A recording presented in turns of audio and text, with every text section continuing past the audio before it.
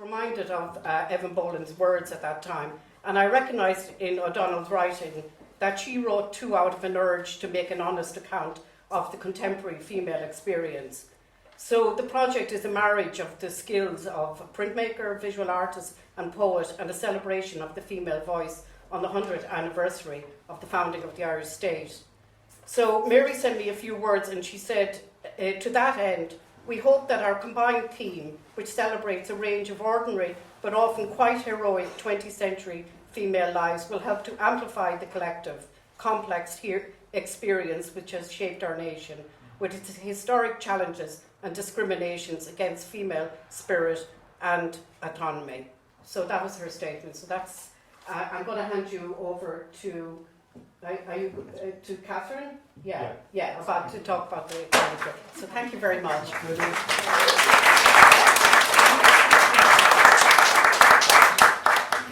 Hello everybody. I'd like to start by congratulating Lucy and Robert on having such a fantastic gallery, miles away from the capital and all that sort of dominance.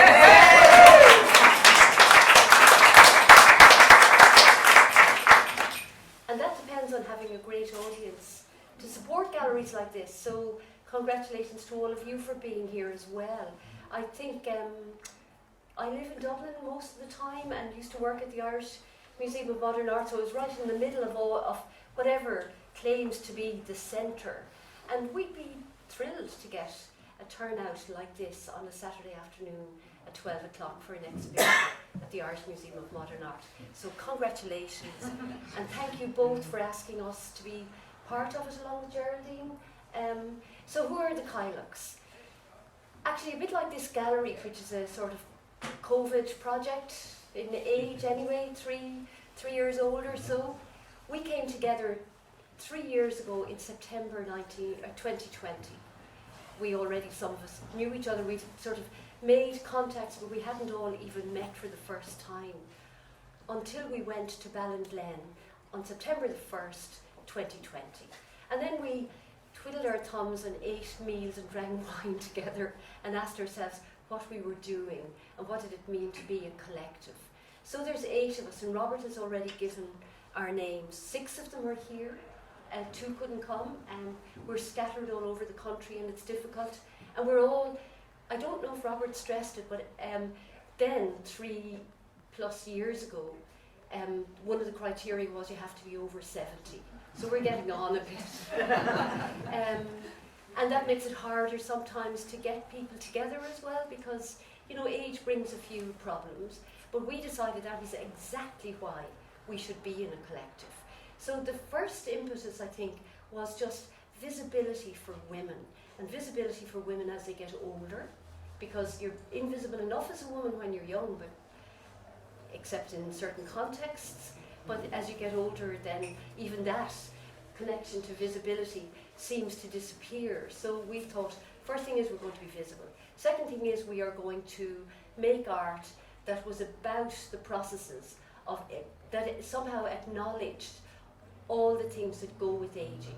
So I was trying to, talk about this in another context recently, and that is really a lot of losses and some gains.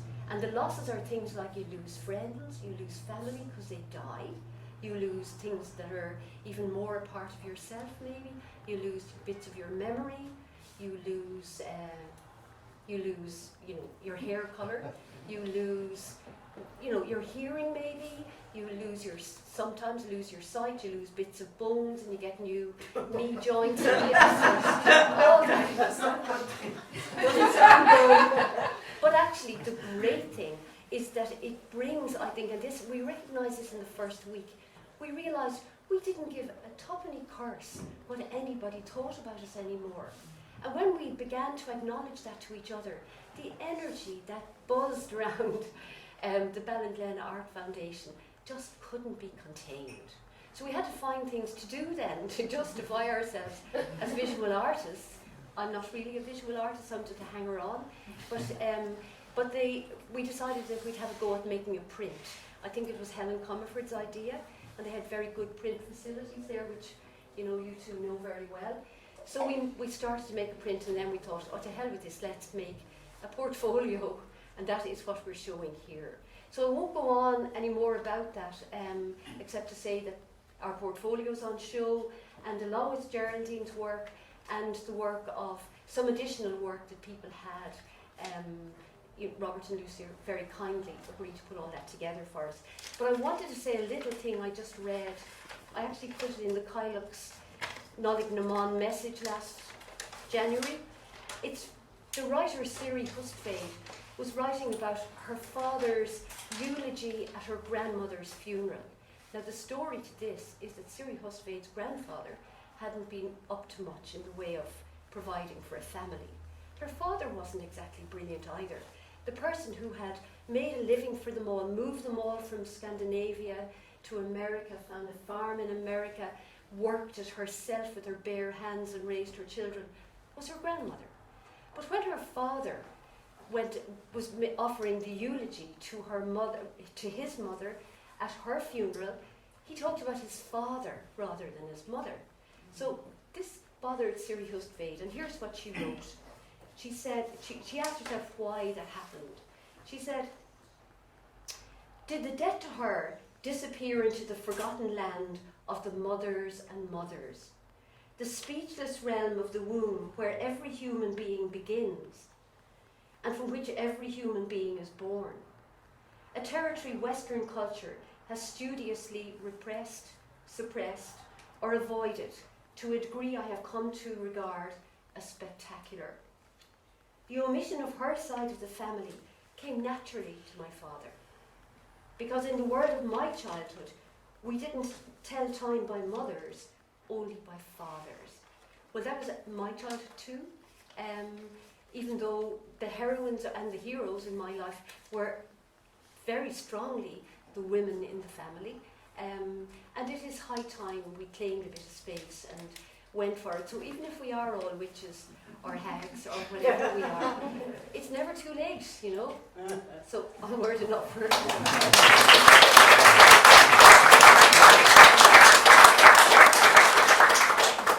So just to say Fáilte and just on a personal note, what an honour it is to have the Killorglins here today. I mean, I just think it's actually quite emotional, and I think when I'm looking around the world now in terms of the war and the persecution, we were just talking in the car about all of the women who were murdered in the world because of their innate knowledge, and I think now is a time when we need more than ever to tap into whatever knowledge we have within us and whatever strength and whatever truth we have, like the witches of the past, and to speak no matter what the oppression is, because the world needs it. So I feel extremely honoured to be in your presence here today, and I just love your work. And Catherine opened my first solo show many, many years ago, and it's just, and I suppose just in honour of Mary O'Donnell, it's such a shame she can't be here, and I'm absolutely delighted to read her work, and I hope I do it justice. So the first two little pieces are just literally references and something that inspired her to write the poem on legendary heroes. And the first quote is just a very short one. Life passes through places. P.J. Duffy, Landscapes of South Ulster, 1993. And the second one. Patrick Farrell of Lacca, who was able to mow 1 acre and 1 rood Irish in a day. Tom Gallagher, Cornamuckla, could walk 50 Irish miles in 1 day. Patrick Mulligan, Cromartin, was a great oarsman. Tommy Atkinson, Liz McGunshan, was very good at high jumping. He could jump 6 feet high. John Duffy Corley was able to dig half an Irish acre in 1 day. Edward Monaghan of Anna could stand on his head on a pint tumbler or on the rigging of a house.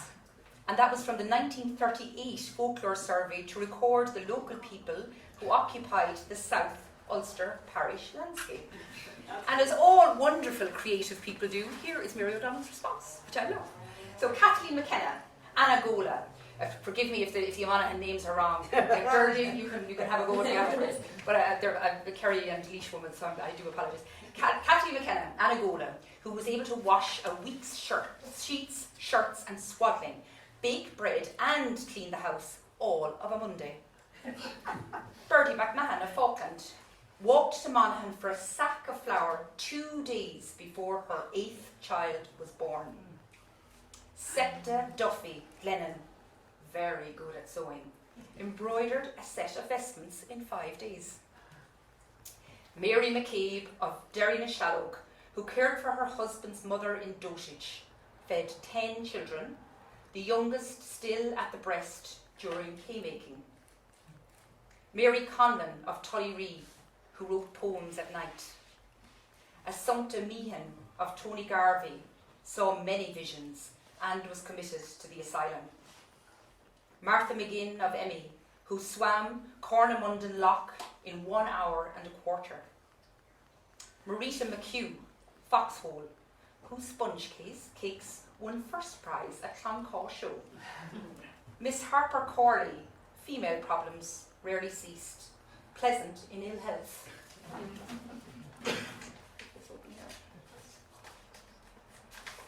Absorb those. Patricia Curley of Corlat, whose joints ached and swelled though she was young, who bore 3 children. Dora Houston Stranini died in childbirth, aged 14 years. Last words, Mammy, oh Mammy. Rosie McCrudden, Ahabog, noted for clean boots, winter or summer, often beaten by her father. Maggie Traynor, Donna, got no breakfasts, fed by the nuns, batch loaf with jam, the best speller in the school. Phyllis McCrudden, now here's a name, Knockafubble, who buried 2 husbands, reared 5 children, and farmed her own land. Anne Moffat of Ina, who taught people to read and did not charge. Thank you, Maria Donna.